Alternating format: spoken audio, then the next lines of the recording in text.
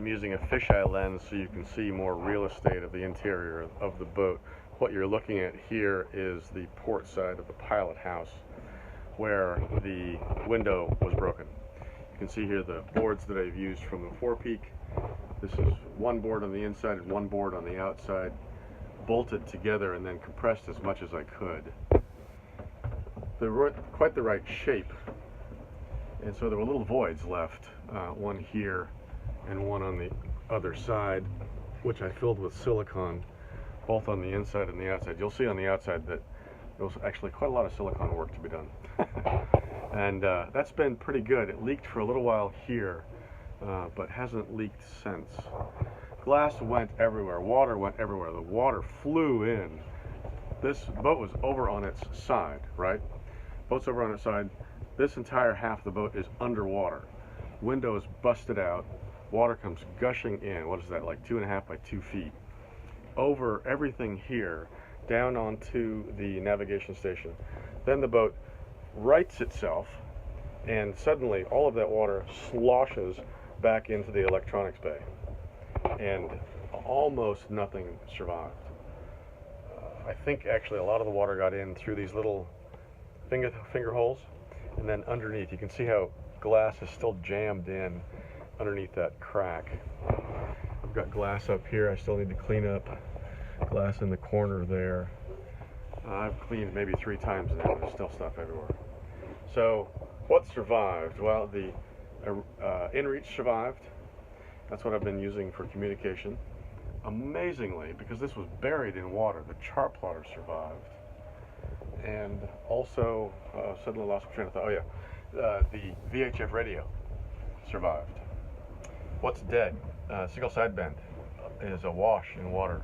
Barograph. Everything in this bay here is currently dead. This is the junction box that basically ties all of the electronics together. Something's amiss here and I haven't figured it out yet. Actually, the truth is that this computer here, which is the autopilot, this is fine. This is still functioning, although the network isn't functioning, so I don't know that it actually works. That really was the majority of the blow there. You see here, these are offline, as is wind instruments are offline, radar is offline. Pretty much everything is offline except the 3 things that I mentioned. I'm making progress. I've been working with Dustin Fox of Fox Marine back in San Francisco. I get lights from the Fleet Broadband 250. I got intermittent activity from the wind instruments and the satellite compass. And so I think that with some work I can resurrect several other components, but I'm not sure at this point, and it probably won't be for several days before I know. Another thing that was really disappointing to discover was that water flowed, obviously back here, down this hole. This bin was all a hoo. This is my tool bin. Canvas bags full of tools. And canvas does a great job of holding water, I have discovered. I've not pulled these bags out, but each bag has at least 4 inches of water in it. All of these tools have been soaked in salt water and will need to be dried and oiled. And that is a project for coming days. Below here, below this bag here, is the engine start battery.